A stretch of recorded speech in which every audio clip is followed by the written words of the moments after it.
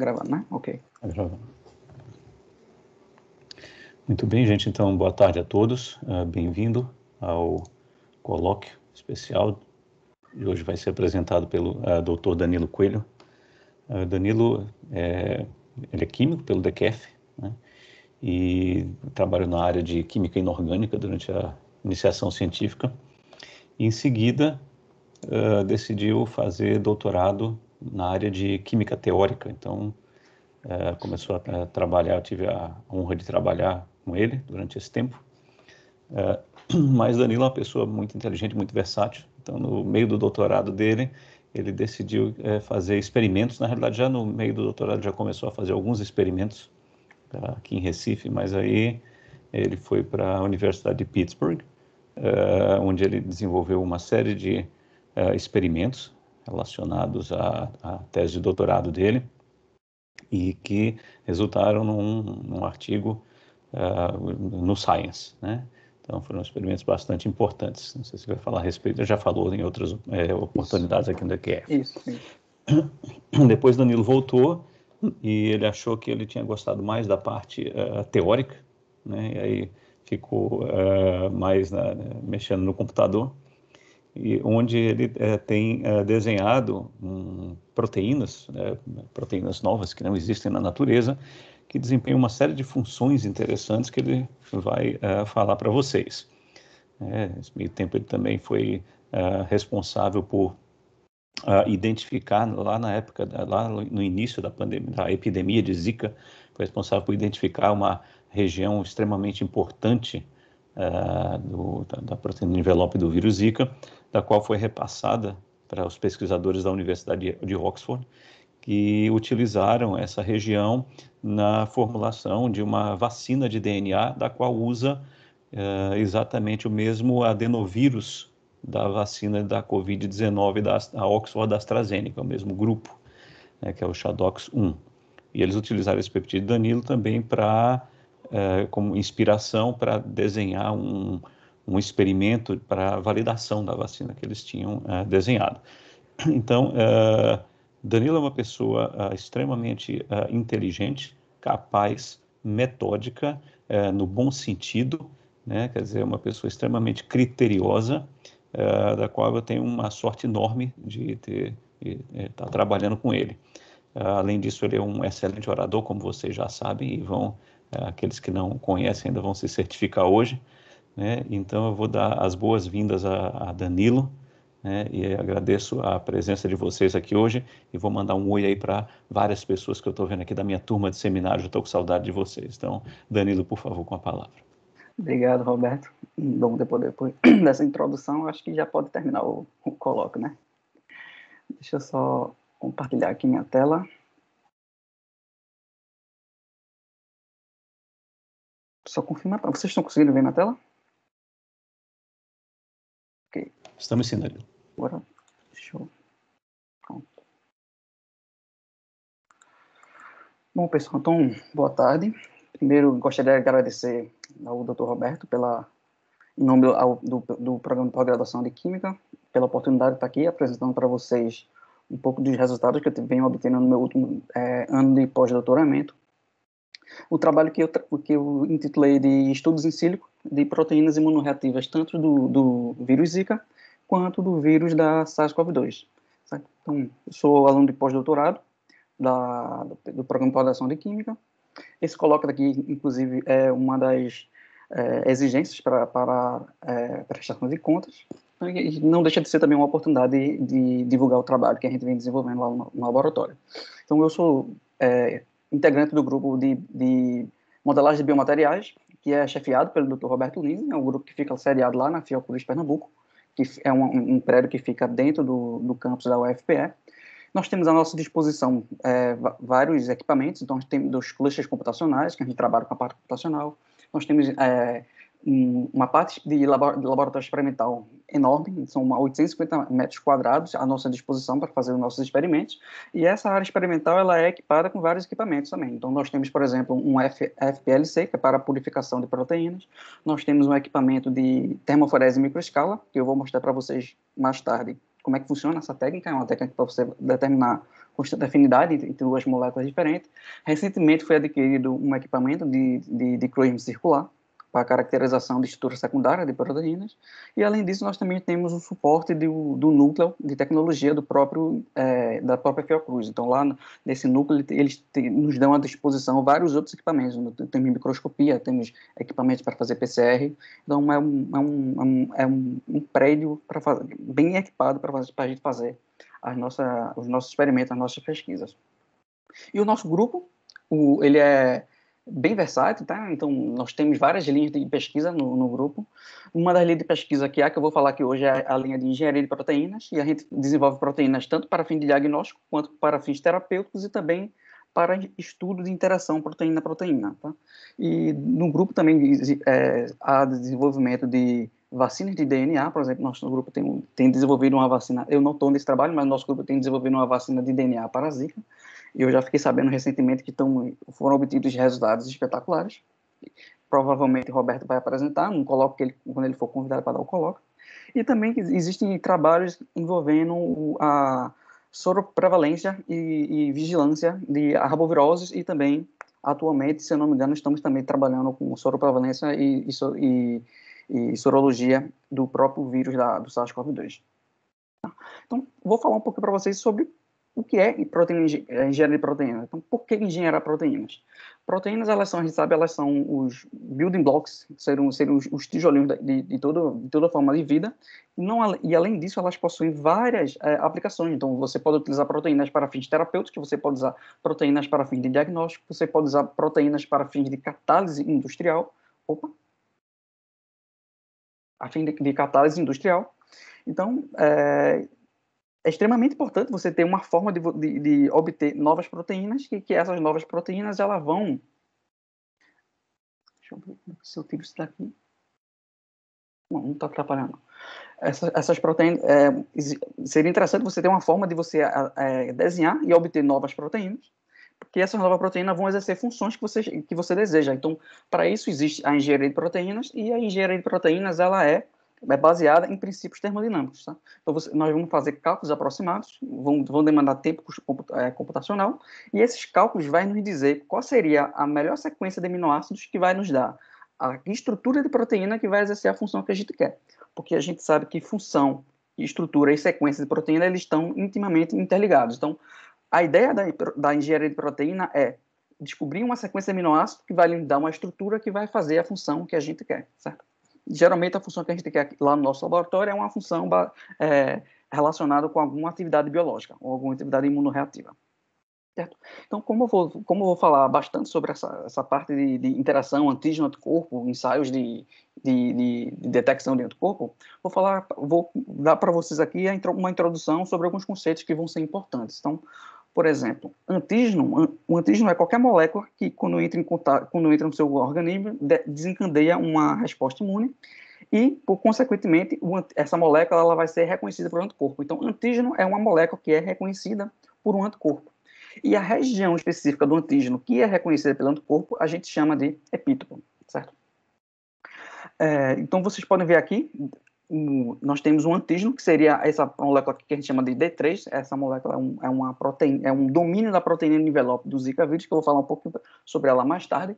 E aqui são 4 anticorpos diferentes que reconhecem esse domínio D3 da proteína de envelope. Então, o domínio D3 da proteína de envelope, ela é um antígeno, que é reconhecida por vários anticorpos diferentes, e no antígeno você vai ter regiões de reconhecimento diferentes. Então, esses 4 anticorpos aqui reconhecem 4 epítopos diferentes que estão nesse domínio D3, certo?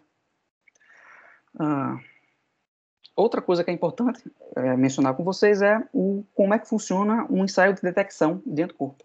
No caso, seria um ensaio de ELISA, e esse ensaio funciona da seguinte forma: você tem o seu antígeno, você quer saber se uma pessoa já entrou em contato com esse antígeno antes, então você quer saber se a pessoa tem anticorpos contra esse antígeno. Então você pega uma placa de ensaio, que seria uma placa de vários postos, feito essa daqui, você vai revestir essa placa com o seu antígeno, vai adicionar o soro sanguíneo, geralmente o soro sanguíneo dessa pessoa, que você quer saber se ela tem anticorpo ou não contra esse antígeno. Em seguida, você vai colocar um segundo anticorpo, que a gente chama de anticorpo secundário. esse anticorpo secundário ele vai ser específico para esse anticorpo primário daqui, e esse anticorpo secundário ele está conjugado a uma enzima de peroxidase.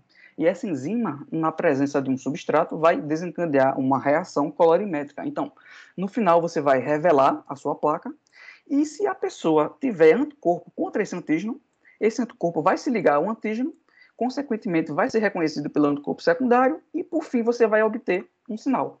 E aí, nos poços onde você tem um sinal, significa que aquela amostra tem anticorpo contra o antígeno que você está trabalhando. E aí você dá o seu diagnóstico positivo ou negativo para aquele indivíduo, certo? Então, baseado nisso, no ano passado, nós desenvolvemos um ensaio de ELISA, que foi baseado no epítopo da proteína NS2B de Zika, certo? Então, o que nós fizemos foi, pegou esse epítopo daqui, carreou ele numa outra proteína, utilizando técnicas de engenharia de proteína. Eu vou falar um pouquinho mais das técnicas mais para frente, certo? E, utilizando esse antígeno aqui desenhado, nós desenvolvemos um ensaio de ELISA para fazer o diagnóstico de pessoas que tiveram problemas, que foram infectadas com Zika e que, ao mesmo tempo, desenvolveram fenótipo neurológico. No caso aqui, foram mães que foram infectadas com Zika e que os seus bebês nasceram com microcefalia. E a conclusão desse trabalho daqui que nós tivemos foi que a ausência de anticorpo contra esse epítopo daqui, então vejo que tanto as mães quanto os bebês, elas têm um sinal abaixo do controle positivo no ensaio, então essas pessoas, similar ao ensaio negativo, então as mães e os bebês que tiveram microcefalia, eles não têm anticorpo contra esse epítopo daqui de Zika. Então essa foi a maior conclusão do nosso trabalho, só que a microcefalia ela não é o único fenótipo neurológico que vem sendo associado à infecção de Zika.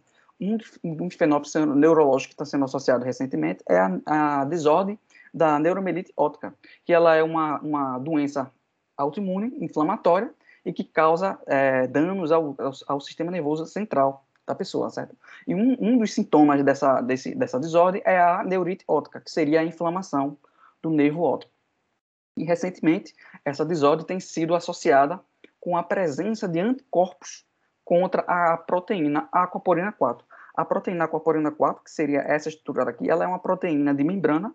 Então, vejo aqui que ela fica enterrada na membrana da célula e ela está associada com a função de transporte de água entre a membrana, entre o lado de fora e o lado de dentro da célula.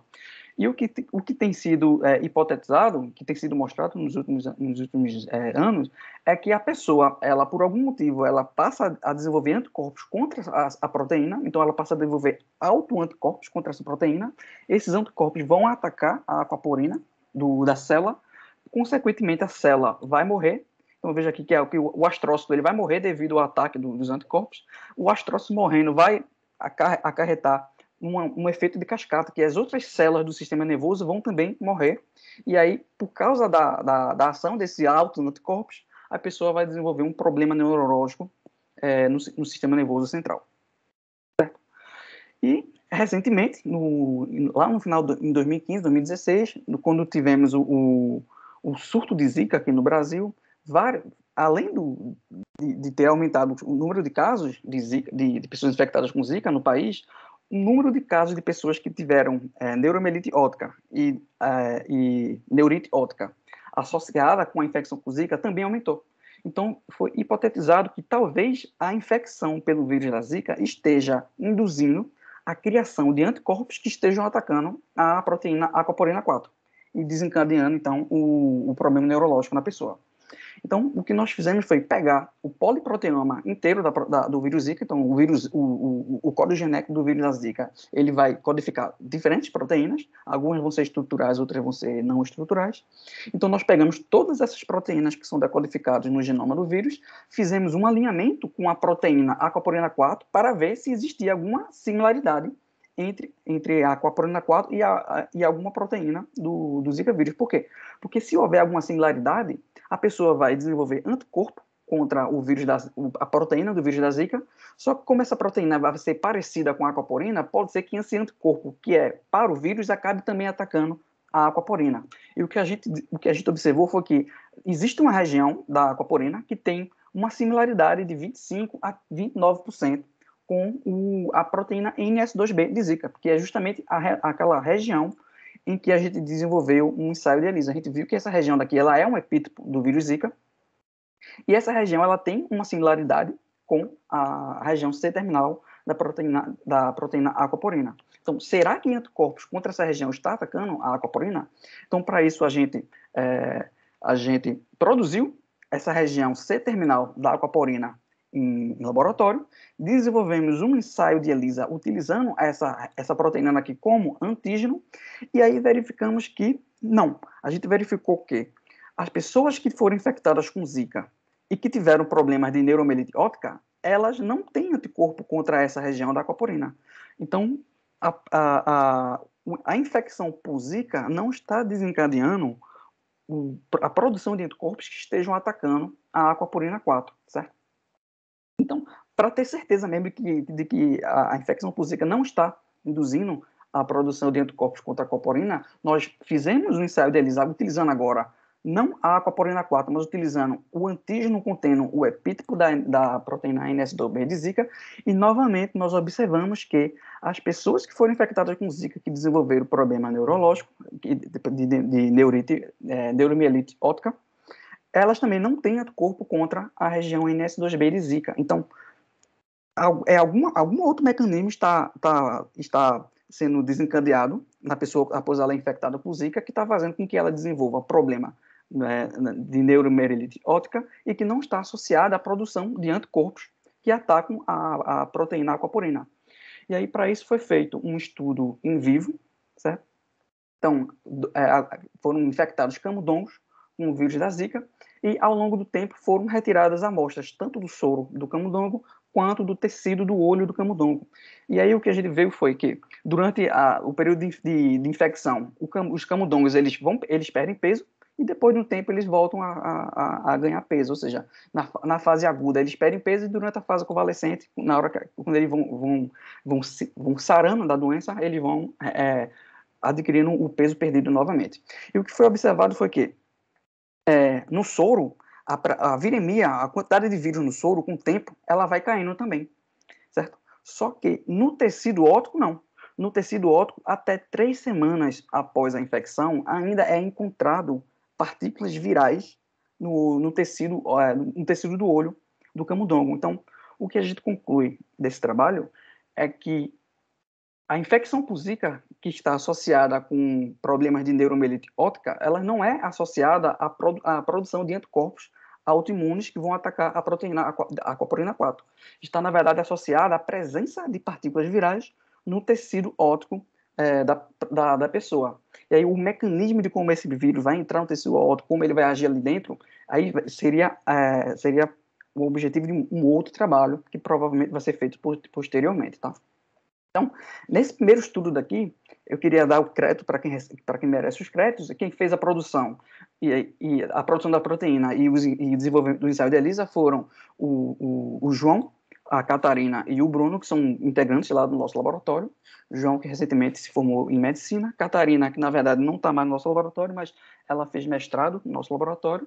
Atualmente, se não me engano, ela é doutoranda do programa de saúde pública, lá da Fiocruz, e Bruno, que é atualmente um mestrando lá no nosso grupo, certo? Os estudos em vivo com os camundongos foram feitos lá na USP, pela doutoranda Franciene e pela sua orientadora, a doutora Maria Sato, lá do Departamento de Imunologia da USP, e o estudo ele foi coordenado pelos pesquisadores Rafael Dália, pelo Ernesto Masco, pelo Dr. Roberto Liz e também pela doutora Isabelle Viana, ambos lá do Instituto Ageu Magalhães, que é a Fiocruz Pernambuco, certo?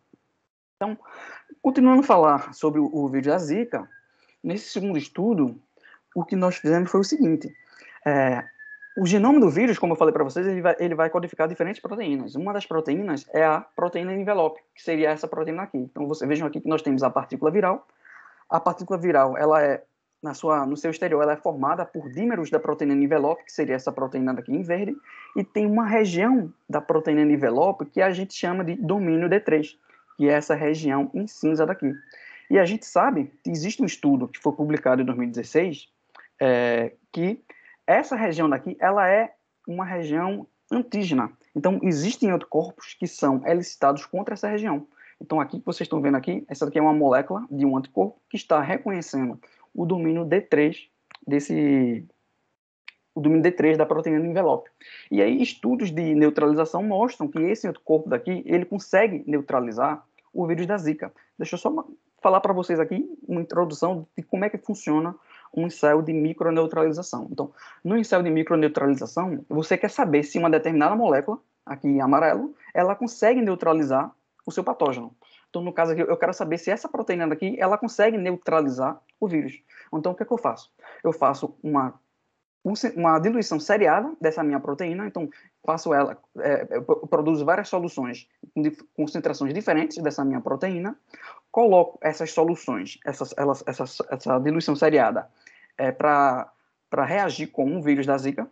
O vírus da Zika ele vai ser mantido numa concentração diferente e após 2 horas de reação eu coloco numa placa de 96 poços. Então cada poço desse daqui vai ser uma diluição diferente. E após 72 horas, sim, uma coisa importante, essa placa ela vai estar revestida com células vero. Então, células vero são células que são suscetíveis à infecção pelo vírus da Zika. Então, você vai adicionar o vírus da Zika junto com a sua provável proteína inibidora, junto com célula, e quer saber se essa proteína aqui ela vai impedir o vírus de infectar a célula. Certo? Então, após 72 horas, você vai adicionar um anticorpo monoclonal. Esse anticorpo ele reconhece o vírus da Zika, e aí vai ser bem parecido. Você coloca um anticorpo monoclonal que vai reconhecer o vírus da Zika, e depois você coloca um segundo anticorpo que reconheceria o seu primeiro anticorpo. E aí, se houver reação, vai haver um sinal óptico aqui, como vocês podem ver. Então, o que você espera? O que você espera aqui?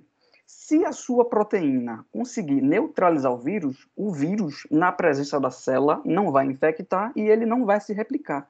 Se o vírus não se replicar, não vai haver o reconhecimento desse anticorpo daqui.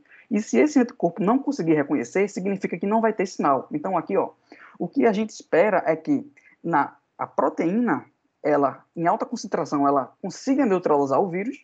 Então seriam majoritariamente esses primeiros poços daqui, e à medida que essa proteína ela vai ficando mais diluída, aí o vírus ele vai conseguindo infectar a célula. Por quê? Porque a concentração do inibidor está diminuindo.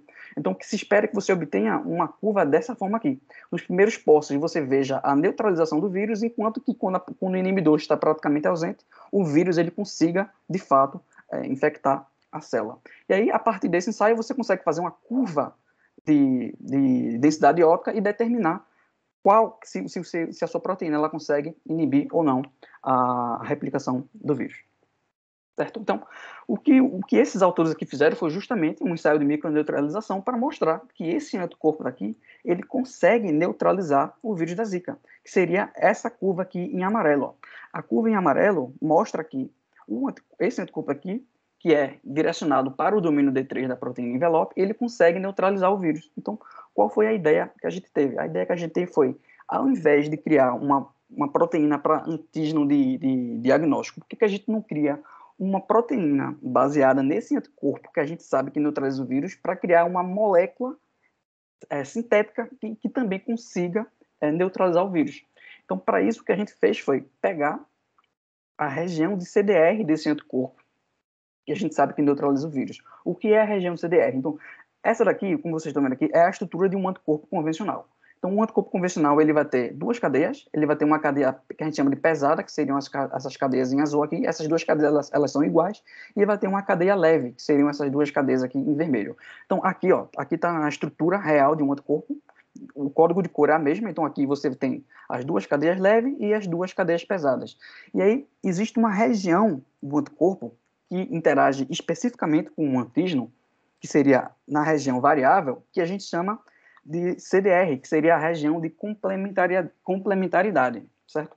Então, é uma região que tem complementaridade tanto química quanto de forma com o antígeno, e o que a gente está interessado é pegar essa região daqui do anticorpo que a gente sabe que neutraliza o vírus e, baseado nesses loops daqui, criar uma nova proteína que neutralize, que seja sintética, barata de ser produzida no laboratório e que consiga neutralizar o vírus, assim como um anticorpo convencional consegue neutralizar. Só que para isso a gente vejam aqui que tanto a cadeia pesada quanto a cadeia leve, cada um delas tem 3 loops na região de complementaridade, ou seja, é uma quantidade muito grande de resíduos para você pegar e tentar colocar em uma outra proteína. Então, nem todos esses resíduos eles vão ser importantes para o reconhecimento entre anticorpo e o antígeno. Então, o que a gente fez primeiro foi determinar quais seriam os resíduos desse CDR que são realmente importantes para que o anticorpo reconheça o antígeno. Para isso, a gente fez um cálculo no computador, que a gente chama de um scan de alanine, um alanine scanning. O alanine scanning ele funciona da seguinte forma: você tem aqui o seu anticorpo interagindo com a sua proteína, você calcula a energia de ligação desse complexo que a gente chama de nativo, guarda esse valor daqui, e agora a gente vai trocar o resíduo do anticorpo por uma alanina. Por quê? Porque a alanina ela é um resíduo pequeno e que não tem cuja cadeia lateral ela praticamente não faz nenhuma interação. Então, o que a gente quer saber é, ao trocar o resíduo por uma alanina, a nova energia de ligação entre um antígeno e um anticorpo, ela vai ser melhor ou vai ser pior? E aí a gente calcula essa nova energia de ligação e faz a subtração. A energia de ligação, após substituir por alanina, dá a energia de ligação do complexo nativo. E aí, se essa diferença for positiva, significa que está sendo desfavorável você tirar esse resíduo daqui. Se a variação de energia for positiva, significa que esse resíduo daqui ele é importante para reconhecer o antígeno. Se a variação for negativa, significa que esse resíduo daquele não é importante. Se for negativo ou próximo de zero, significa que esse resíduo daquele não vai ser importante para o reconhecimento do antígeno pelo anticorpo. Certo? Então, o que a gente fez foi justamente o alanine scanning na estrutura do complexo do anticorpo com o domínio D3 da proteína de envelope. O que a gente verificou foi que dos 6 loops que interagem com o domínio D3, apenas 2 loops têm um alanine scanning com valores extremamente positivos, que seriam justamente os loops B e C da cadeia leve desse anticorpo, que seriam aqui, ó, seria esse loop em azul aqui e esse loop aqui em vermelho. Então, dos 6 loops que o anticorpo tem, esses 2 loops seriam os loops mais importantes para que o reconhecimento seja o reconhecimento do anticorpo com o antígeno seja efetuado, certo? Então, para a gente desenvolver essa nossa molécula, a gente vai ignorar esses outros loops e nós vamos nos concentrar nesses 2 loops daqui, que seriam os loops mais importantes para o reconhecimento. E aí, para isso, a gente utilizou uma técnica de engenharia de proteína que a gente chama de dock design, multigraph ou dock design. Como é que essa técnica funciona? Então, a primeira coisa é você determinar qual é o motivo estrutural que você quer transplantar em uma nova molécula para carrear esse motivo estrutural. Então, isso foi feito utilizando o alanine scanning, e a gente sabe que a gente só vai utilizar os loops B e o loop C do anticorpo. Sabendo a estrutura desses loops, a nossa próxima etapa é descobrir uma proteína que já exista e que tenha um alinhamento estrutural semelhante com esses loops que a gente quer fazer o transplante, de forma que a gente consiga colocar esses loops nessa proteína, e essa proteína, então, vai carrear esse loop e vai funcionar como um anticorpo sintético, vai funcionar como um anticorpo mimético, certo? Isso a gente faz esse alinhamento estrutural com milhares de proteínas, a gente baixa milhares de proteínas do Protein Data Bank, que é um banco de dados de proteína público, faz esse alinhamento estrutural, e depois que a gente encontra uma possível proteína que tem um alinhamento estrutural favorável para os nossos loops, a gente faz o redesenho agora dessa proteína ao redor dos CDRs. Para quê? Porque se a gente simplesmente colocar o loop do anticorpo nessa nova proteína ela vai se desenovelar, porque essa proteína ela não foi feita para carrear esses loops. Então a gente tem que redesenhar essa proteína para que ela seja termodinamicamente favorável carrear esses loops, tanto na sua conformação nativa e para garantir que essa proteína ela vai conseguir ser produzida em laboratório. Então, para isso, nós fazemos várias rodadas de design ao redor dos CDRs, de modo que a energia de ligação entre o anticorpo mimético e o antígeno seja favorável e que a energia de folding do anticorpo mimético também seja favorável. Então, nós fazemos milhares de ciclos de design, sempre olhando para a energia de interação e para a energia de folding e garantindo que no final a gente só vai ter aquela estrutura de menor energia. Então, aquela estrutura de menor energia vai ser provavelmente a estrutura que vai se ligar ao antígeno e vai ser provavelmente a estrutura que vai ser estável estruturalmente, certo? Geralmente a gente também faz isso fora de um cutoff. Nesse caso aqui a gente não utilizou esse cutoff, a gente só se concentrou na região dos loops, e eu mais tarde eu vou dizer para vocês por que a gente só se concentrou nas regiões de loops, certo? E no final, a gente obtém milhares de estruturas de baixa energia. Dessas milhares, a gente faz uma triagem, a gente pega aquelas melhores de melhor energia, não olhada, para ver se não tem resíduo polar enterrado, se não tem resíduo apolar muito para fora, porque seriam características não desejáveis para a proteína, porque senão a proteína pode acabar se desenovelando. E aí nós fizemos uma análise de dinâmica molecular dessas proteínas de menor energia, para ver qual é o comportamento dessas proteínas em meio aquoso. Se a dinâmica molecular mostrar que essas proteínas, elas provavelmente elas são estáveis, a gente parte para validação experimental, certo? Então, nesse trabalho aqui, a gente conseguiu desenhar duas proteínas, carreando os loops do anticorpo, do anticorpo do domínio D3, e como proteína carreadora desses loops, coincidentemente, a gente conseguiu fazer um alinhamento utilizando uma proteína humana, que também é um anticorpo, mas ele não é um anticorpo convencional. Como eu mostrei para vocês anteriormente, o anticorpo ele vai ter tanto a cadeia leve quanto a cadeia pesada.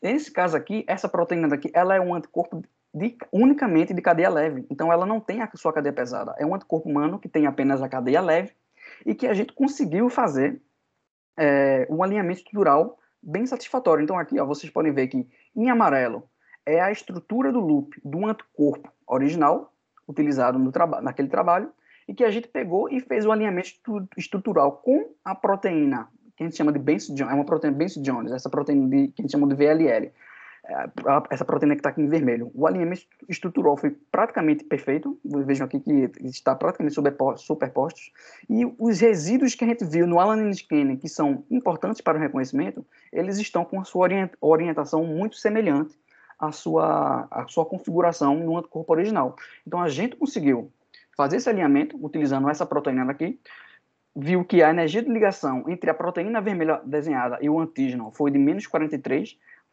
unidades de Rosetta, de energia do Rosetta, que foi o programa que nós utilizamos, que está bem próximo da variação da energia de ligação do anticorpo original. Então veja que, mesmo utilizando apenas uma cadeia, nós temos uma energia de ligação bem semelhante a um anticorpo convencional que utiliza duas cadeias. Por que a gente conseguiu isso? Porque, além da gente utilizar os resíduos que são importantes para o reconhecimento, o programa introduziu na interface novos resíduos. Durante a etapa de design, o programa introduziu novos resíduos que vão favorecer esse reconhecimento, certo? E, além de ser uma proteína que tem uma estrutura muito semelhante do anticorpo original, tem uma ligação uma energia de ligação muito semelhante ao do anticorpo original, nós temos uma proteína que tem uma energia de enovelamento melhor do que da proteína Benson-Jones, que foi utilizada como scaffold. Então, após o redesenho da proteína, a energia de enovelamento dela é menor do que a proteína original, indicando que existe uma instabilidade termodinâmica após a etapa de design. E aí, essa estabilidade estrutural, ela é demonstrada nos resultados da dinâmica molecular. Então, aqui vocês vejam a estrutura inicial da proteína, e aqui a estrutura da proteína após 100 nanosegundos de simulação de dinâmica molecular. Certo? Então vejo que as duas estruturas elas são bem semelhantes, não há nenhuma diferença dramática, e essa ausência de diferença dramática ela é refletida no gráfico de RMSD. O que é o RMSD? O RMSD ele é um desvio quadrático médio da posição dos átomos em relação a uma posição de referência. Nesse caso daqui, a posição de referência é justamente a estrutura nativa. Então vejam que o desvio quadrático médio dos átomos da proteína durante o tempo de simulação, ele se mantém baixo, em torno de 1,5 angstrom, tanto para a proteína nativa, que a gente utilizou como benchmark, quanto para a proteína depois de ser redesenhada, que é essa curva vermelha aqui. Então vejam que a proteína, mesmo durante a simulação, ela mantém uma estrutura bastante semelhante à sua estrutura original. Isso também é evidenciado no gráfico de RMSF. O gráfico de RMSF seria um gráfico de flutuação. Então, um alto valor de RMSF significa que a determinada região da proteína ela tem alta flexibilidade. Então, vejam que a curva em vermelho, que seria a curva da proteína após o design, ele é bastante semelhante, inclusive em algumas regiões o RMS fica abaixo da curva preta, que seria a proteína nativa, indicando novamente que existe uma estabilidade estrutural da proteína desenhada e que existe uma similaridade estrutural bastante acentuada em relação à sua estrutura original. Aqui nós fizemos também uma análise de acessibilidade ao solvente dos resíduos que compõem o CDR do nosso anticorpo sintético, certo? Então, quanto maior a superfície de acessibilidade, significa que os resíduos dessa região vão estar expostos para interagir com o que quer que seja do lado de fora. Nesse caso aqui, vai interagir ou com o solvente, ou preferencialmente vai interagir com o nosso antígeno. Então vejam que as barras em preto e as barras em vermelho, elas são bem semelhantes, indicando que para os 3 CDRs do anticorpo que foi redesenhado, os resíduos eles vão estar tão expostos quanto na proteína original. E, por fim, temos aqui um mapa de estrutura secundária da proteína no decorrer do tempo de simulação. Então, as regiões em vermelho seriam as regiões de folha beta, as regiões em branco seriam justamente essas regiões aqui, que seriam os turns e os loops dessa proteína, que são regiões que a gente chama que são regiões que não têm estrutura secundária definida. Então, vejo que, durante o tempo de simulação, não houve nenhuma região que teve uma perda acentuada de conteúdo de estrutura secundária. Então, baseado nesses resultados, nós sabemos que essa proteína, que a gente chamou de VLL2, ela vai ter uma estabilidade estrutural, a gente vai conseguir produzir ela no laboratório e fazer o experimento para saber se ela, então, vai conseguir reconhecer a proteína envelope do Zika vírus e se vai conseguir neutralizar o vírus. E nós também, não foi a molécula que a gente obteve, nós tivemos também uma segunda molécula que a gente chamou de VLL3, utilizando a mesma proteína de Benz-Jones, que seria o anticorpo de cadeia leve, como scaffold, como a proteína que vai carregar os loops do anticorpo original. Então vejo aqui novamente que os loops do anticorpo original em amarelo quase que se superpõem à estrutura da proteína VLL utilizada como scaffold, e as proteínas, os resíduos importantes para reconhecimento estão com a sua orientação bem similar, novamente. Aqui mostrando os resíduos que foram adicionados pelo Rosetta para melhorar, ou para tentar melhorar a ligação entre um antígeno e um anticorpo. Nesse caso daqui, o resultado não foi tão bom quanto da proteína anterior. Nesse caso daqui, a energia de ligação entre a proteína desenhada e o antígeno foi de menos 39, enquanto que para o anticorpo original seria de menos 46. Há uma perda, essa perda é normal, por quê? Porque a gente está trabalhando aqui com uma cadeia única. A gente sabe que o anticorpo ele tem 2 cadeias que interagem com o antígeno. Então, essa perda daqui, a gente esperaria que não fosse suficiente para impedir o reconhecimento. Certo? E a energia de folding da proteína, a diferença da energia de folding entre a proteína desenhada e a proteína original ficou ali em torno de 1,5 unidades de energia, o que fica dentro do erro da função. Então, essa proteína daqui ela vai ser tão estável quanto a proteína que foi utilizada como ponto de partida para desenhar o anticorpo mimético. Certo? Então, aqui novamente, nós temos a estrutura inicial e aqui a estrutura final do anticorpo após a dinâmica molecular. Novamente, vemos aqui que o gráfico de RMSD mostra, em vermelho, que a estrutura da proteína no decorrer da simulação é bem similar à estrutura inicial nativa, com valores de RMSD baixo, até mais baixo do que a da proteína anterior. As regiões de flexibilidade também mostram que a proteína desenhada vai ser tão flexível quanto a proteína original, com exceção dessa região daqui, que tem uma flexibilidade um pouco maior, mas isso não vai ser problema, porque o RMSD mostra que a proteína ela mantém a sua estrutura. E, novamente, o gráfico de acessibilidade ao solvente mostra que todos os resíduos do CDR eles vão estar aptos para interagir para quem quer que esteja do lado de fora. E o mapa de estrutura secundária também não mostra nenhuma perda de conteúdo secundário durante o tempo de simulação. Então, a gente conseguiu desenhar 2 proteínas diferentes, utilizando um CDR de um anticorpo, para mimetizar esse anticorpo, utilizando uma proteína de cadeia leve, um anticorpo humano de cadeia leve, e aí nossa próxima etapa seria tentar validar, ver experimentalmente se esse anticorpo desenhado no computador, ele vai ou não reconhecer a proteína envelope de Zika, e se reconhecendo, se ele vai conseguir neutralizar ou não, certo? Então, aqui são resultados preliminares, a gente conseguiu determinar a afinidade dessa proteína, das 2 proteínas desenhadas pela proteína de envelope de Zika, e conseguiu fazer um ensaio de microneutralização. O ensaio de microneutralização eu já expliquei para vocês como é que funciona, mas aqui, essa constante definida aqui, ela foi determinada utilizando a técnica de termoforese em microescala. O que é a técnica de termoforese em microescala? Então, Ela é uma técnica que se baseia no efeito termoforético. O efeito termoforético nada mais é do que você tem a sua amostra, você vai aquecer a sua amostra.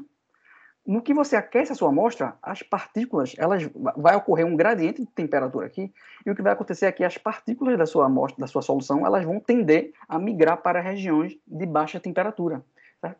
Então, o que você faz é, você incide um laser na sua amostra, o laser vai aquecer a amostra, no aquecimento vai haver a migração das partículas para regiões de temperatura menor, e havendo essa migração, o que vai acontecer é que uma das suas partículas ela vai estar marcada com um fluoróforo.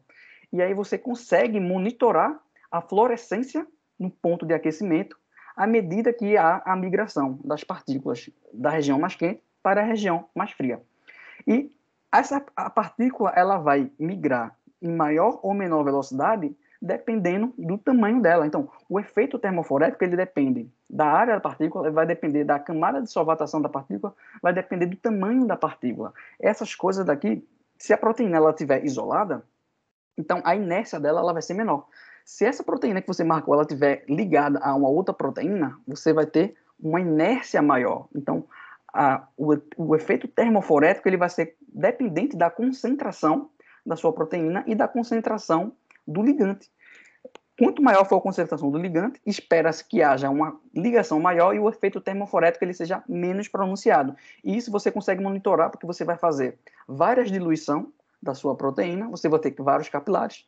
Em cada capilar desse, você calcula a curva termoforética e aí você vai ter a fluorescência antes do aquecimento e a fluorescência após o aquecimento. E aí, nas diferentes concentrações, você vai ter diferentes curvas. A relação entre essas duas fluorescências você consegue plotar em relação às diferentes concentrações, e dessa curva daqui você consegue determinar a constante de afinidade da sua proteína com o seu ligante. Então, essa foi a técnica utilizada para determinar a constante de afinidade entre as duas moléculas desenhadas com a proteína de envelope de Zika. O que a gente viu foi que uma das proteínas tem uma constante de afinidade na ordem de 10 a menos 9.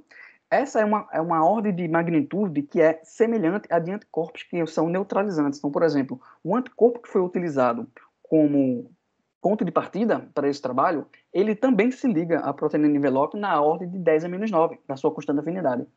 Pelo contrário, por outro lado, a proteína VLL3 ela não teve uma constante de afinidade tão boa assim. A constante de afinidade dela foi da ordem de 10 a menos 6.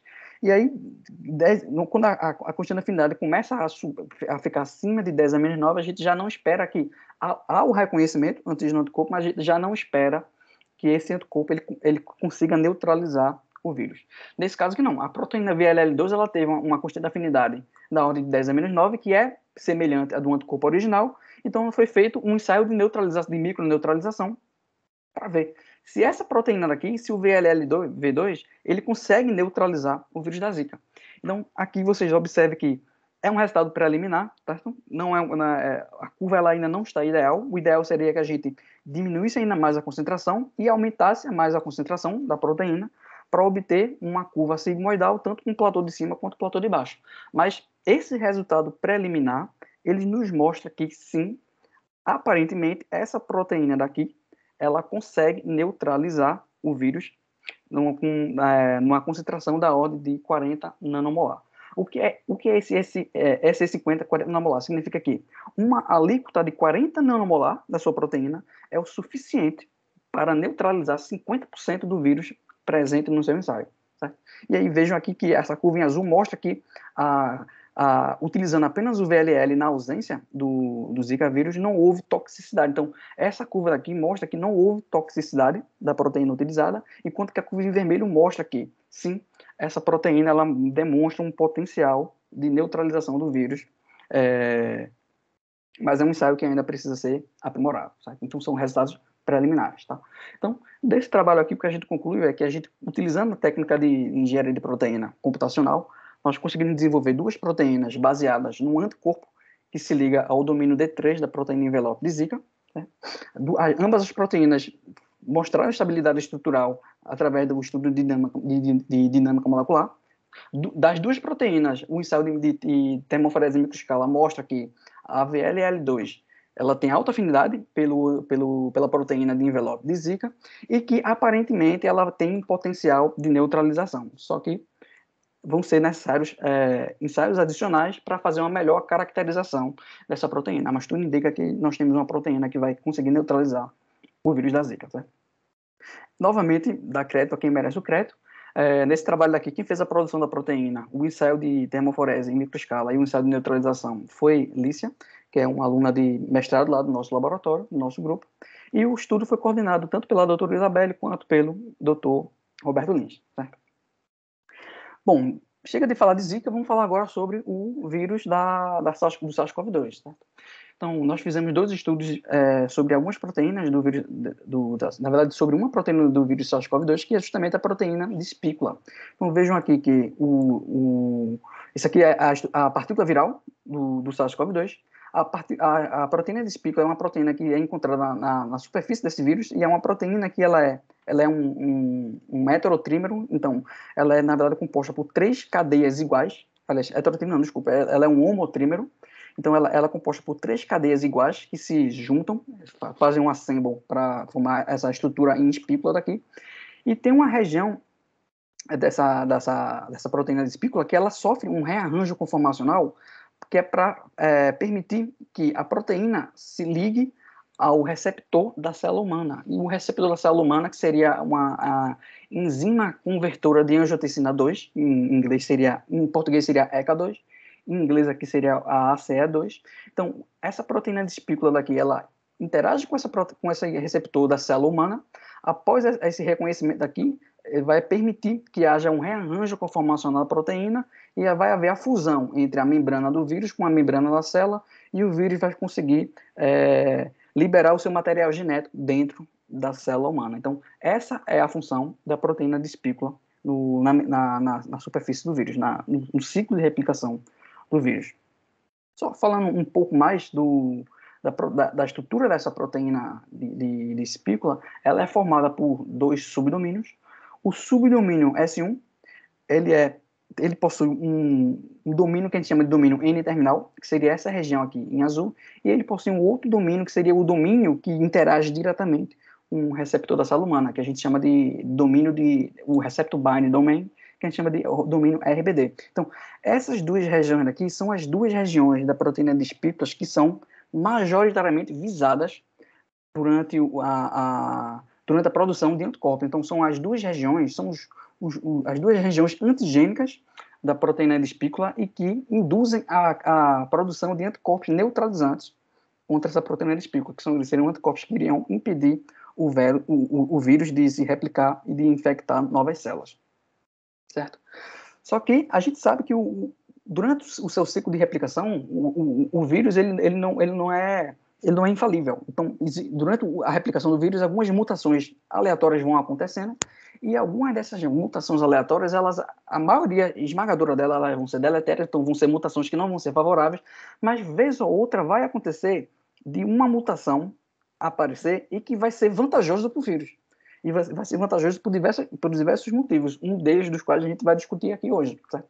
Então, a permissão desenfreada do vírus, dele circular na sociedade e do vírus se replicar, consequentemente, começaram a aparecer mutações e essas mutações deram origem a novas variantes do vírus em diversos países. Então, vejam aqui que foram diversos países na África, que na verdade está em continente, né? Então, nos diversos continentes, novas variantes ao longo do tempo foram sendo identificadas, principalmente no final do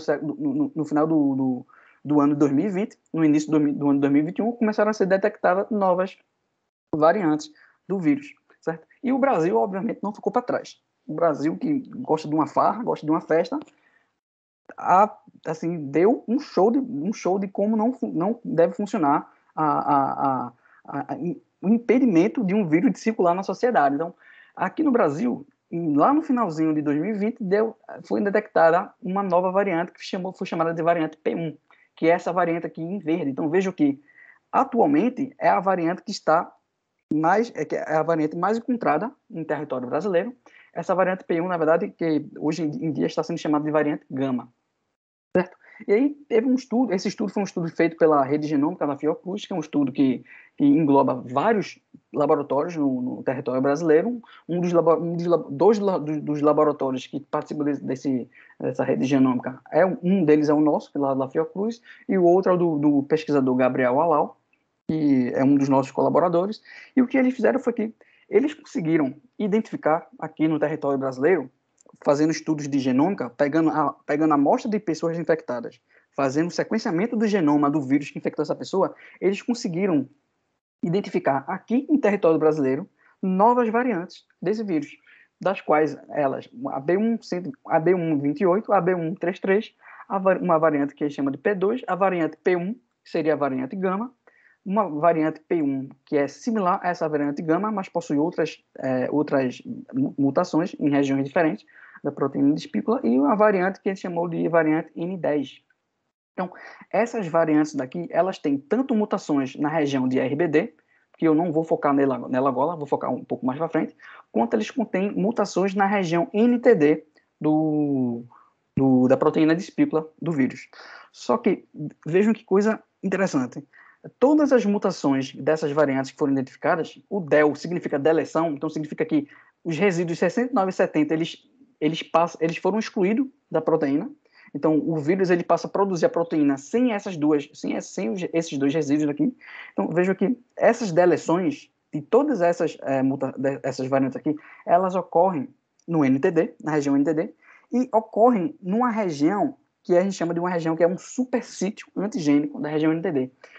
Esse supersítio antigênico seria o loop N3 e o loop N5. Então, são dois loops da região NTD que são bastante visados por anticorpos neutralizantes. Então, aqui nós temos a estrutura de um anticorpo neutralizante que se liga ao supersítio antigênico da região NTD, e esse supersítio antigênico, para a nossa infelicidade, é justamente a região onde essas mutações estão acontecendo. Então, o que é que está acontecendo aqui no território brasileiro? As pessoas que foram infectadas com as primeiras linhagens do vírus Zika, elas estão começando a ser infectadas novamente pela variante gama. E a gente foi tentar identificar por que isso está acontecendo.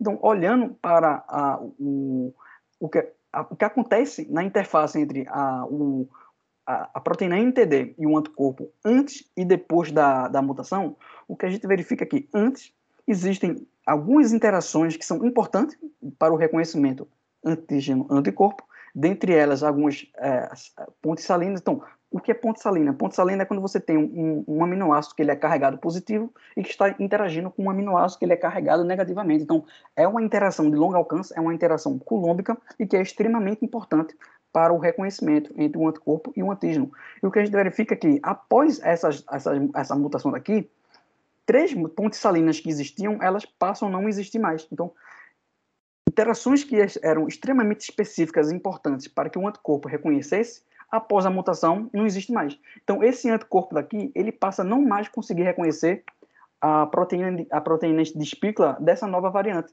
E o que é que vai acontecer? Essa nova variante ela não vai conseguir ser neutralizada pelo anticorpo. E a pessoa acaba sendo reinfectada. E isso não acontece não apenas com essa mutação aqui, com essa linhagem. Acontece com todas as outras mutações que foram detectadas pelo grupo, pela rede genômica. Então, uma única deleção da posição 144 é o suficiente para que, vejam aqui, ó, a posição dos aminoácidos após a deleção é completamente diferente da posição dos aminoácidos antes da deleção. Então, deletar um único aminoácido aqui é o suficiente para que as interações que existiam antes passem a não existir mais. E aí o que acontece é que, mesmo tendo um único aminoácido a menos, esse anticorpo ele não reconhece mais a proteína de espícula do vírus. E aí o vírus ele consegue escapar da neutralização. A pessoa acaba sendo reinfectada por causa disso. Isso acontece com todas as outras variantes. Tem uma outra variante que tem uma deleção na região de 143 e 144, a gente observa a mesma coisa. Antes da deleção, nós temos aqui essas interações específicas nativas, e após a deleção, desaparece. Com o desaparecimento, o reconhecimento não acontece mais. Um dos casos mais gritantes aqui seria essa variante aqui, que seria a variante N10. É uma variante que tem 3 deleções em 3 regiões diferentes. Então, ela tem uma deleção na região 141 e 144, que seria justamente essa região daqui. Então, todas essas interações daqui que existiam na variante N10 passam a não existir mais. E, além disso, No outro loop, no loop N5, existe a deleção 256 e 258. Então, vejam a quantidade de resíduos que interagiam antes da deleção e que passam a não interagir mais. Isso daqui vai acarretar com que o anticorpo não reconheça mais a proteína e esse novo vírus ele vai conseguir fugir, ele vai ter a evasão imunológica de anticorpos que foram previamente produzidos contra o vírus, certo? Obviamente que nem todas as deleções que foram identificadas estão nesse supersítio antigênico, mas ainda assim, para nossa infelicidade, algumas deleções, por exemplo, a deleção 189 e 190, se encontra nessa região daqui, que não é a região de interação com o anticorpo, mas essa região daqui, ó, após a deleção, vejam que o loop ele ficou mais curto. O loop em azul ele é mais curto do que o loop em rosa. Então, essa deleção diminui, altera a conformação dessa região daqui, e a gente sabe que essa região daqui é uma região que elicita anticorpos também neutralizantes. Não são anticorpos tão neutralizantes quanto os elicitados contra o supersítio antigênico, mas são, assim, não deixam de ser anticorpos neutralizantes que vão deixar de reconhecer a proteína de espícula do vírus porque o vírus ele sofreu uma mutação que agora vai impedir o reconhecimento aqui.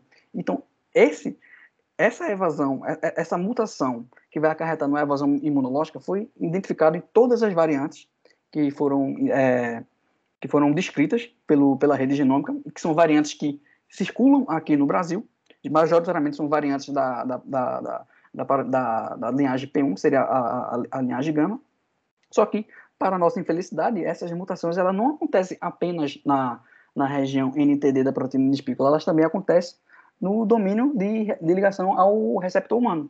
Então, no domínio RBD da proteína de espícula, nós vamos também encontrar outras mutações e que essas mutações também vão acarretar na evasão imunológica do vírus. Então, inicialmente pensava-se que, como a mutação estava ocorrendo no sítio de ligação com o receptor humano, talvez essas mutações estivessem favorecendo a ligação da proteína espícula com o receptor humano. Só que dados experimentais mostram que não, ao contrário. A maioria esmagadora, esses foram dados obtidos pelo pesquisador Starr, então foram dados que foram publicados, certo? O que a gente fez foi pegar os dados experimentais dele e transformar os dados experimentais de afinidade em dados de energia de interação. E o que a gente vê aqui nesse mapa aqui é que a maioria esmagadora das mutações na região EBD, ela vai desfavorecer a ligação com o receptor humano. Então, as mutações que estão acontecendo, elas não vão favorecer a interação com o receptor humano. É algum outro mecanismo que está fazendo com que essas alterações no domínio RBD estejam favorecendo essas novas linhagens.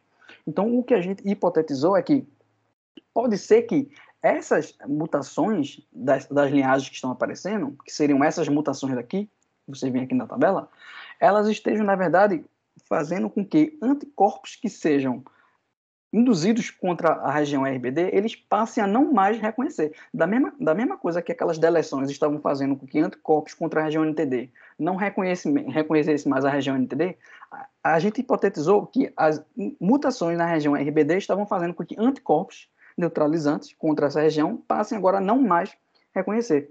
E aí, para isso, a gente fez um cálculo em sílico. Nós pegamos 22 estruturas de anticorpos neutralizantes disponibilizadas no PDB.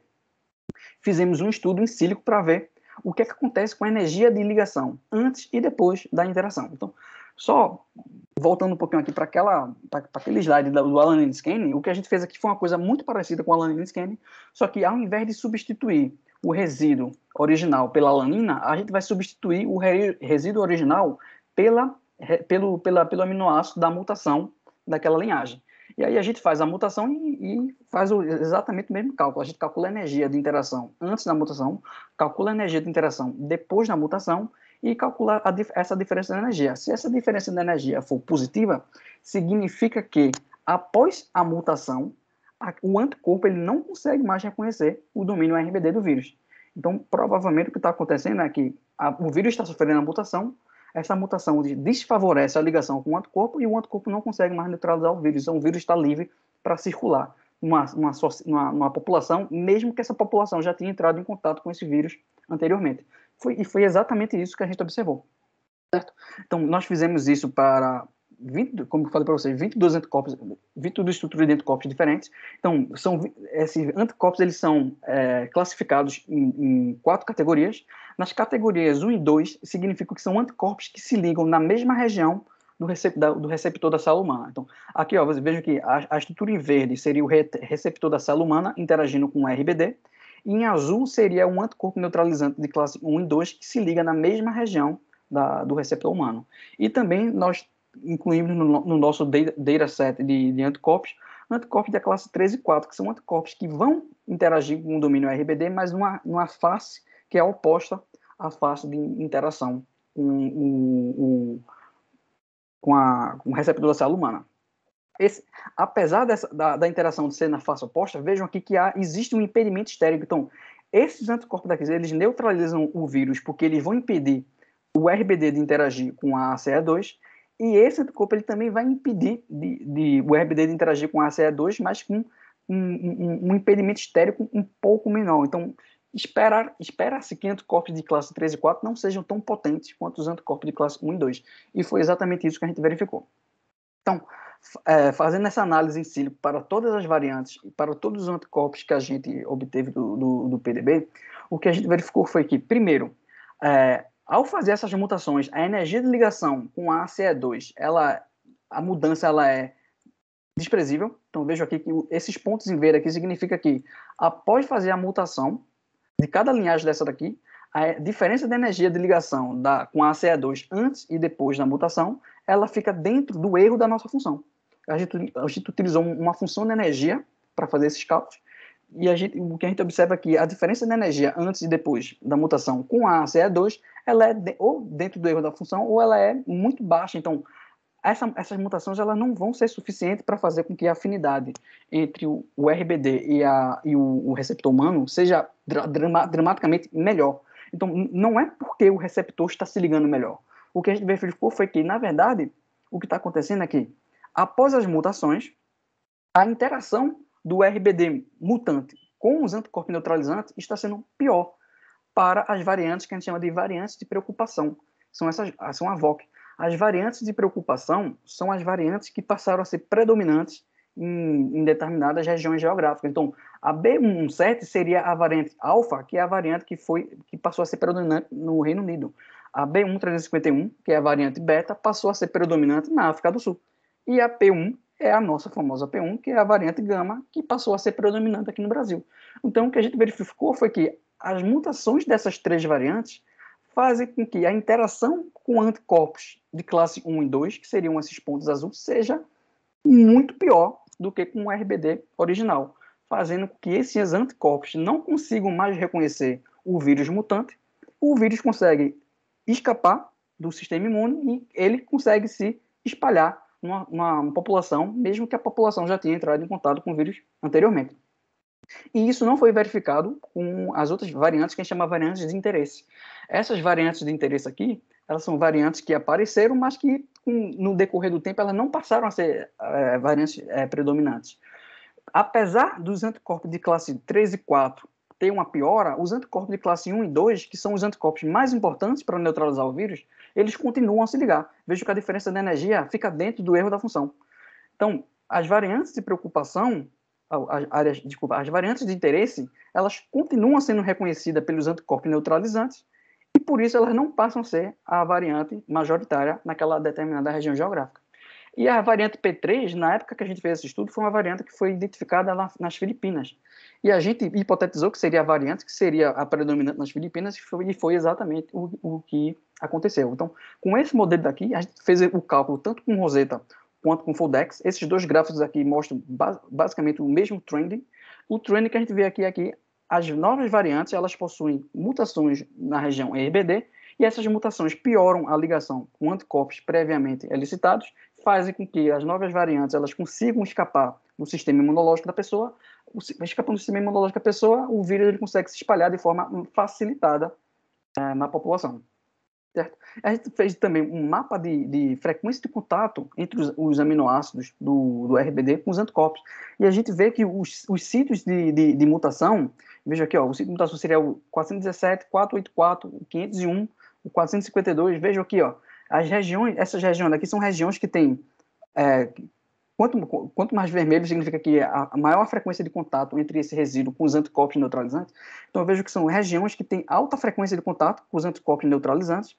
Aqui, ó, o 474, aqui, ó. Então, são regiões que têm alta frequência de contato com o anticorpo, então são regiões que são importantes para reconhecimento. E a gente fez um estudo da interface e viu exatamente isso. Por exemplo, a região 417, que é uma lisina, nós temos aqui uma ponte salina, que é extremamente importante para o reconhecimento do antígeno com anticorpo. E na hora que você troca a lisina por uma treonina, você tira essa carga positiva, coloca um resíduo que ele é neutro. Então, uma interação que era extremamente forte, ela não passa a não existir mais, fazendo com que esse anticorpo daquele não consiga mais reconhecer o NTD mutante. A mesma coisa acontece aqui na região N500, na região 501. Você anteriormente tinha uma asparagina que fazia duas ligações de hidrogênio com um anticorpo. Na hora que você troca por uma tirosina, você coloca você coloca um resíduo que ele é hidrofóbico, ele é bem volumoso, vai fazer com que haja impedimento estérico daqui, e você antes tinha duas ligações, possível ligação de hidrogênio, agora você só tem uma. Então você está diminuindo a quantidade de interação entre o seu RBD e o seu anticorpo, fazendo com que o anticorpo passe a não mais reconhecer o seu domínio RBD, e aí o vírus ele consegue escapar do sistema imunológico. E, por fim, a gente olhou também o que é que acontece na superfície eletrostática do RBD, o que é que está acontecendo quando ocorrem essas mutações. Então, o que a gente verificou foi que, para aquelas variantes que passaram a ser predominantes, como, por exemplo, aqui o B1351, que foi a variante que passou a ser predominante na África do Sul, nós temos uma mudança aqui, ó, nessa região daqui do RBD, do vírus de referência, que seria o vírus de Wuhan, que seria a primeira linhagem, nós temos uma região que ela é majoritariamente negativa e que após a mutação ela passa a ser majoritariamente positiva. Então você está trocando a carga da superfície da proteína. Se você troca a carga da superfície de proteína, o que acontece é que o anticorpo ele tem complementaridade de carga. Então se essa região daqui ela é negativa, no anticorpo vai ser positiva. E aí você troca por um resíduo positivo, o que é que vai acontecer? Você vai colocar uma região positiva para interagir com a região positiva do anticorpo? Isso não vai acontecer. Então isso acontece justamente com as variantes que passaram a ser as variantes predominantes. Então, dito tudo isso, a nossa conclusão é que as novas variantes que vêm aparecendo, elas estão tendo uma vantagem em relação às variantes anteriores, porque as novas mutações estão fazendo com que hajam deleções tanto no domínio NTD, da proteína de espícula, quanto no domínio RBD, e essas mutações estão fazendo com que o vírus passe a ter evasão imunológica. Então, a evasão imunológica é uma vantagem evolutiva muito importante para o vírus, porque o vírus vai continuar a circular e a infectar as pessoas, mesmo que a pessoa tenha tido entrado em contato com esse vírus anteriormente. Então, esse estudo que a gente fez é bastante importante, porque a gente tem que estar o tempo todo monitorando para entender como é que vão aparecer essas novas variantes de preocupação. A gente entendendo como é que essas mudanças vão acarretar na diferença de interação com o anticorpo, a gente consegue direcionar planejamento de novas vacinas. Essas novas vacinas vão incluir essas novas variantes, vão incluir essas mudanças nas proteínas que são utilizadas como os antigênicos das vacinas, certo? E a gente, inclusive, pode até tentar prever quais seriam as próximas variantes de preocupação. Se a gente tiver um modelo computacional que consiga prever direitinho essas diferenças de interações, a gente, de antecedência, pode saber que determinada mutação vai acarretar no aparecimento de uma nova variante de preocupação e isso já direcionar para o pessoal que está desenvolvendo a vacina. Então, vocês vão ter que desenvolver uma vacina contendo essa mutação aqui, porque uma hora essa mutação vai aparecer e vai dar origem a uma variante de preocupação. Certo? Então, novamente, dando os créditos a quem merece os créditos, a parte de modelagem de computacional do RBD, do NTD e cálculo de diferença de energia de ligação foi feita em conjunto com o doutorando Matheus e com o doutorando Emerson, ambos são do programa de pós-graduação da Química, que são também lá do nosso laboratório. A descrição dos genomas que foram identificados no Brasil foi feita pela rede genômica Fiocruz, é uma rede que tem vários laboratórios, são muitos laboratórios no território nacional, que estão dentro dessa rede genômica, então agradecer a todos eles. E o estudo foi coordenado majoritariamente pelo Dr. Gabriel Alau, que é lá da Fiocruz de Pernambuco, e também pelo Dr. Roberto Lins. Tá? Então, queria, por fim, agradecer a todas as pessoas que contribuíram para esse trabalho. Então, aqui está a foto do nosso grupo. Então, o nosso grupo aqui é composto por Acho que atualmente nós estamos com 10 ou 11 pessoas. Está faltando aqui nessa foto apenas Tainá. Tainá, nesse dia, ela não pôde estar presente. Aqui são as pessoas diretamente envolvidas com os resultados desse trabalho. Né? Agradecer a todas elas. Aqui as pessoas dos outros grupos de pesquisa que colaboraram com a gente. O professor Ernesto Marques, que é lá na Universidade de Pittsburgh. Os professores Gonzalo e Paola, que são lá da Fiocruz de Janeiro. O Felipe Naveca, que é lá da Fiocruz da Amazonas. Tiveram várias outras pessoas que contribuíram nesse trabalho aqui, que estão lá da Rede Genômica, que são, assim, não dá para citar todos, então eu queria agradecer a todos eles em nome da Rede Genômica e também agradecer a todos os órgãos de fomento que contribuíram para a realização desse trabalho. E agradeço a todos vocês pela atenção e estou disposto a tirar dúvida e a responder qualquer pergunta. Muito obrigado. Obrigado, Danilo, pelo seminário. Como vocês podem ver, a quantidade de dados que o Danilo gerou em um ano foi absurdo. Então, não sozinho, não teve colaboração, né? Claro, não, mas teve também uma série de, exatamente, quer dizer agora, uma série de colaborações, né, que gerou, quer dizer, que foram geradas a partir dos trabalhos que Danilo tem apresentado, não só apresentado, mas tem feito. Então, realmente parabenizar não só pelo trabalho, não só pela apresentação, mas principalmente, na realidade, pelo trabalho. E vamos abrir aqui para discussão, comentários, perguntas para Danilo, por favor. Vocês podem abrir o microfone, câmera diretamente, ou se preferirem escrever aqui no chat, eu posso repassar para Danilo. Acho que o Danilo também tem acesso. O Wilson levantou a mão. Wilson, por favor. Não sei se eu estou conseguindo ver. Ele mandou no chat, foi? Não, ele levantou a mão, acho que ele vai abrir o microfone. Ok. Boa tarde, Danilo. Parabéns. Boa tarde. Pelo trabalho. Obrigado. Eu acho que qualquer quem ficou ouvindo realmente entusiasmado com todo esse estudo. Obrigado. Duas perguntas que eu teria, tá? A primeira seria assim: tanto no caso da Zika quanto no caso do Covid, tá? Eu tenho um cálculo ali da diferença homo-lumo, para de repente você conseguir explicar, certo? Pela diferença homo-lumo, certo? Através da teoria da órbita molecular, certo? Essa facilidade ou dificuldade de ligações. Isso aí não foi estudado ou, assim, vai ser tratado de alguma maneira que possa melhorar esse resultado? Essa é uma pergunta. E a outra pergunta é o seguinte: você mostrou várias variáveis da questão da Covid, né? E porque essa mutação do vírus ocorre, né? Vocês estudaram os casos em que as pessoas, certo, mesmo estando em contato com outras infectadas, outras que já tiveram a Covid, né, e essas pessoas não pegam, por que isso ocorre? Certo. Assim, porque o que eu tenho lido bastante artigo assim sobre isso aí é que a gente percebe que dentro da mesma casa teve uma pessoa que foi assintomática, teve outra que ficou internada, entubada, passou por todo o processo, teve outra estudo que eu já vi aqui dentro da mesma família que acabou falecendo, e teve pessoas que teve contato com todos esses, mas sem que pegou nada. Então, como explicar essa coisa, ou se ainda não tem estudo que possa explicar de maneira plausível para a gente essas as duas questões? Certo. Bom, sobre a primeira pergunta, pelo que eu entendi, você quer saber se a gente fez estudo se a gente fez estudo de energia de ligação utilizando métodos quânticos, né?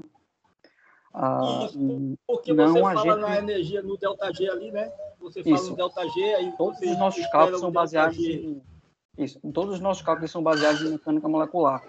Então, a gente utiliza funções de energia, então a gente utiliza campo de força. Nesse campo de força, a gente vai representar os átomos como esferas, e as ligações como se fossem molas, certo? E vão ter vários termos que vão descrever os diferentes tipos de interação. Por que a gente faz isso? Porque as proteínas, elas são... Se a gente for utilizar o cálculo quântico, a gente vai ter que representar todos os elétrons do sistema. Essas proteínas, elas têm centenas de aminoácidos, então assim, é praticamente inviável a gente vai fazer esse cálculo de diferença de energia de ligação utilizando um método convencional de química quântica. Então, todos os nossos cálculos eles são feitos utilizando métodos de mecânica molecular. E para isso a gente utilizou o Rosetta, tanto o Rosetta quanto o Foldex. São duas ferramentas que são extremamente descritas na literatura e que têm sido utilizadas com bastante sucesso para fazer a descrição entre diferentes interações de proteína e proteína. Além disso, os nossos resultados, nós temos os nossos resultados teóricos, e os nossos resultados teóricos, porque eu não mostrei aqui, mas você depois, se você quiser, você pode pegar o artigo para dar uma lida. Nós utilizamos 22 anticorpos diferentes. Desses 22 anticorpos, 5 ou 6 anticorpos, se eu não me engano, eles têm dados experimentais mostrando que há sim a evasão imunológica. E isso corrobora exatamente com os nossos dados de cálculo de energia. Tanto a nossa previsão de que determinado anticorpo vai continuar se ligando, existem dados experimentais que mostram que continua se ligando, quanto nossos cálculos que mostram que a variação da energia vai demonstrar que não vai mais haver reconhecimento, existem dados experimentais mostrando que realmente não há mais o reconhecimento. Então, na hora que a gente fez o trabalho, nós tivemos o cuidado de tentar fazer uma correlação teoria experimental. Não foi uma parte experimental que a gente fez, é uma parte experimental que estava disponível na literatura, nós fizemos essa correlação. Então, a gente não utilizou cálculo de energia, não fizemos cálculo de diferença de energia utilizando química quântica por causa de tempo computacional. Nós utilizamos o que a gente sempre utilizou no nosso laboratório, que foram métodos de mecânica molecular. Certo? A segunda pergunta era sobre a reinfecção, né? Bom, se uma pessoa vai ser reinfectada ou não tem como a gente prever no computador, certo? O que a gente faz é o seguinte, o que a gente faz aqui, a gente tem uma certa população de anticorpos que deveria ser representativo de anticorpos que sejam neutralizantes contra o vírus. Então, vejam que, mesmo nas variantes que ocorre a evasão imunológica, alguns anticorpos continuam se ligando. Aqui, ó. Opa. Desculpa. Aqui, ó. Tá vendo? Alguns anticorpos aqui em azul, eles vão continuar se ligando ao anticorpo. Então, quando uma pessoa é infectada e que ela produz provavelmente essa classe de anticorpo aqui, ela provavelmente vai estar mais protegida de uma pessoa que sintetizou essa classe de anticorpo daqui. Então, isso a gente não consegue. Se uma pessoa vai ter esse anticorpo daqui ou esse anticorpo daqui, a gente não consegue dizer no computador. O que a gente consegue fazer no computador é pegar o que tem disponibilizado na literatura, utilizar isso como representante e tentar formular hipótese e explicar o que é que está acontecendo. O que eu perguntei foi com relação a pessoas que estão contaminadas e pessoas que não estão contaminadas, mesmo postas no mesmo ambiente, essas pessoas não contaminadas, ela passa ilesa perante bom, isso aí é um mecanismo completo. Entendi. Isso é um mecanismo completamente biológico e é completamente fora do escopo da minha área de pesquisa. Essa sua pergunta, você teria que perguntar provavelmente a um imunologista, ele vai saber melhor responder. Essa pergunta para você, eu no computador eu não consigo responder. Tá. Muito obrigado. Nada. Obrigado, Wilson, pela participação. Mais dúvidas, mais perguntas? Só complementando o que Danilo já falou, Wilson, quer dizer, isso mesmo, quer dizer, não tem como, quer dizer,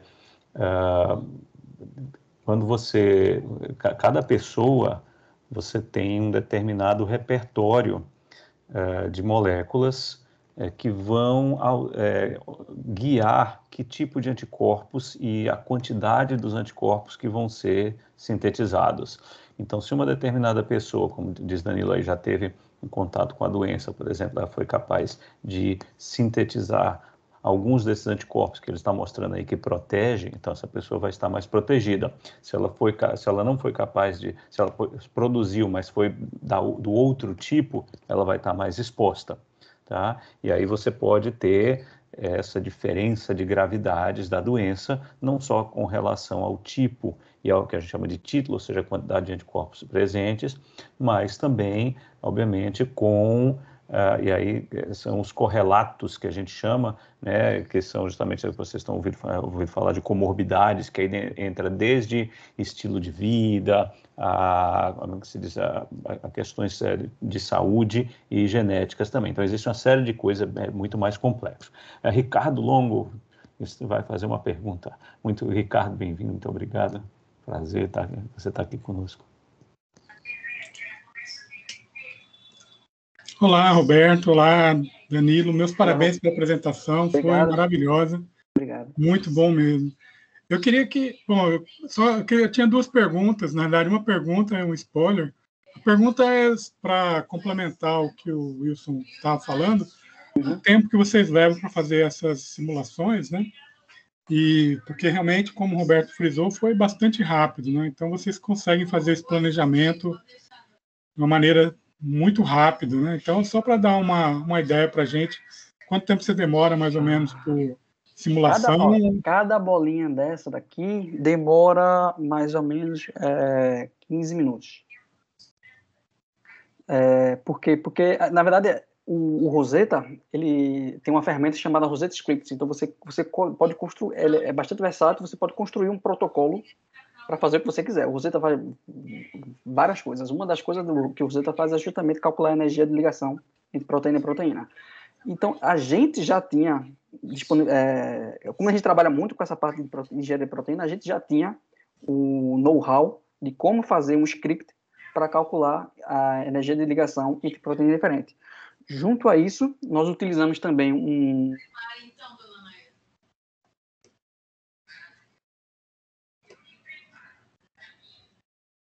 Acho que o Danilo travou. Eu acho que travou dele. Danilo, você travou. Deu uma travada aí, Danilo. Deu uma travada aí, Danilo, por um minuto mais ou menos. Mas voltei. Terminou, falou do Rosetta Script. Voltou. Tá, certo. Bom, o Rosetta, ele tem essa ferramenta que a gente chama de Rosetta Script, que é justamente para você vai montar a sua rotina, o seu protocolo para fazer o que você quiser. Nesse caso daqui, você vai querer determinar a energia de ligação entre duas proteínas diferentes. Isso a gente já sabia fazer, porque a gente vem trabalhando com engenharia de proteína, utilizando majoritariamente o próprio Rosetta. E junto a isso, nós pegamos um script que foi disponibilizado também pelos desenvolvedores do programa. A gente mesclou o script deles com o nosso script, com a função de energia que a gente trabalha no laboratório, e criou uma rotina para fazer esse cálculo. Então, como a gente utiliza mecânica molecular, como é uma função de energia, uma função de Shor que é baseada em mecânica molecular, o cálculo ele não é tão grande assim. Então, cada bolinha dessa daqui, ela demora mais ou menos uns 15 minutos. Então, o trabalho mesmo em si... Mas o trabalho mesmo é montar a estrutura, então, você tem que ter a estrutura disponível. O problema maior aqui foi o seguinte: primeiro, a gente teve que no PDB olhar de estrutura por estrutura. Então, o PDB tem, sei lá, 100 estruturas de anticorpo ligado ao RBD. Mas a gente não pode usar qualquer estrutura. Tem que ser uma estrutura de alta resolução, tem que ser uma estrutura que não esteja com resíduo faltando, porque senão a gente vai ter que modelar o resíduo faltando, aí já é uma variável a mais no cálculo. Então, a gente pegou apenas aqueles anticorpos que tenham alta resolução e aqueles anticorpos que estavam com todos os resíduos no lugar, não estava com nenhum resíduo faltando. Então, isso tomou um tempo.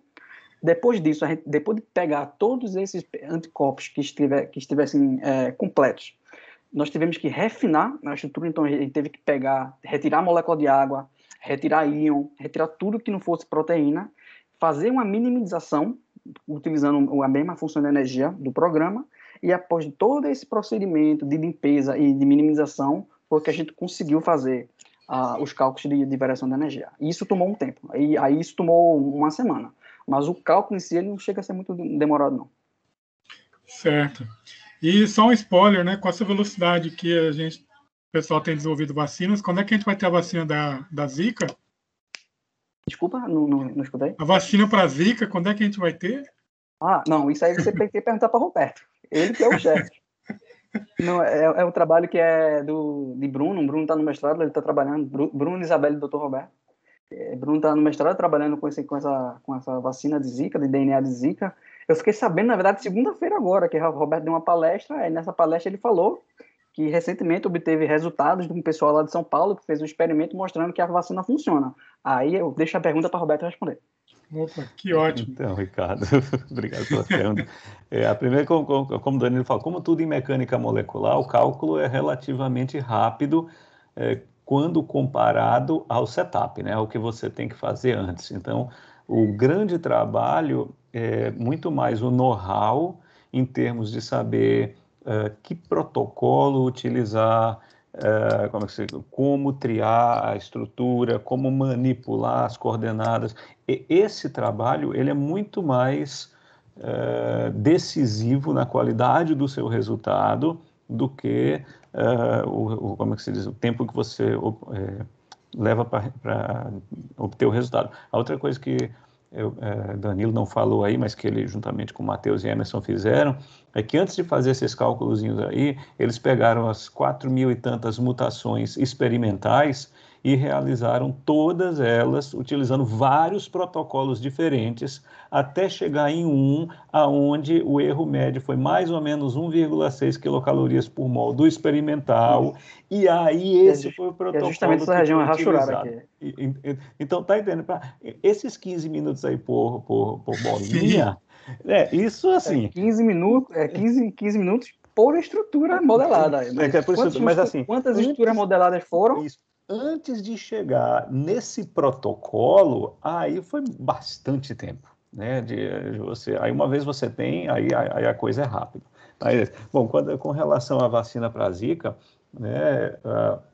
Aquela anterior que Danilo é autor, como eu falei, ele contribuiu basicamente guiando o epítopo, bem como o pessoal montou um teste de diagnóstico para validação da vacina, mas quer dizer, a patente, isso aqui tudo é lá do pessoal de Oxford, lá, mesmo pessoal da vacina da AstraZeneca, né?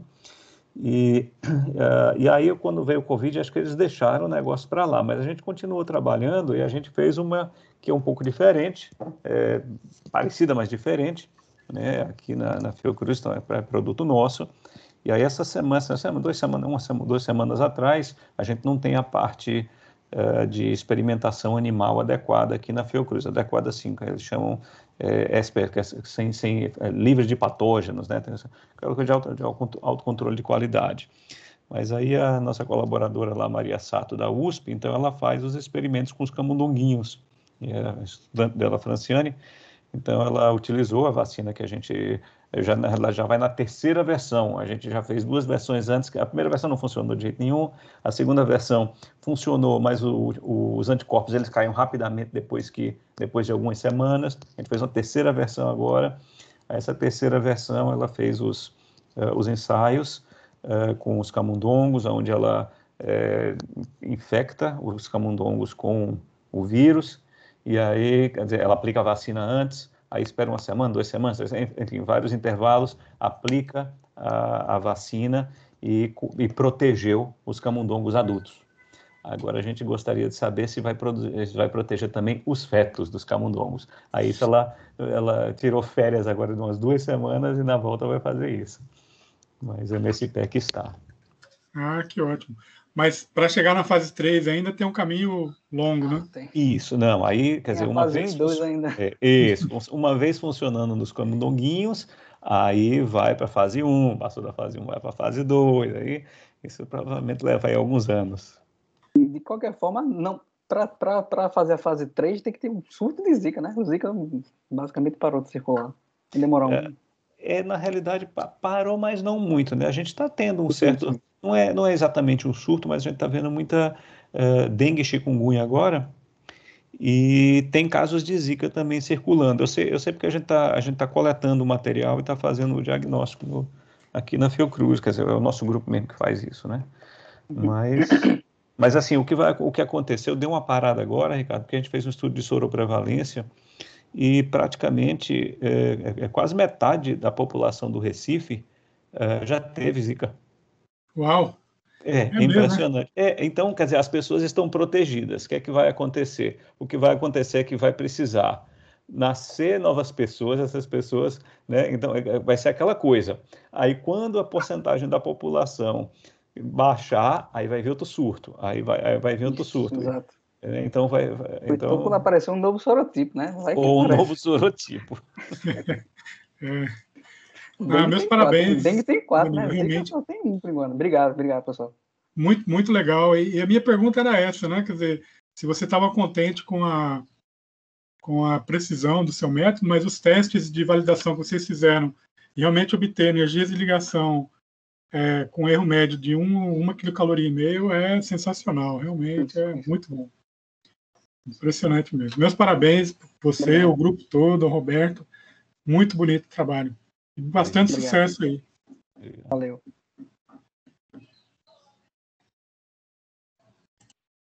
Pessoal, mais perguntas e comentários para o Danilo?